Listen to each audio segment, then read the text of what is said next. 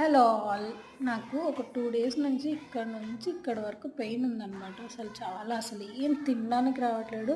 2 days నుంచి చాలా pain ఉండి అసలు భరించలేని పెయిన్ ఉంది. ఇంకేం తినడానికి రావట్లేదు, వాటర్ తాగడానికి రావట్లేదు. అసలు టూ మచ్ పెయిన్ వస్తుందనమాట. అయితే లక్కీ సీరియస్ అయ్యి టాబ్లెట్ వేసుకో అన్నాడు. నాకు అస్సలు టాబ్లెట్ వేసుకునే అలవాట్లేదు.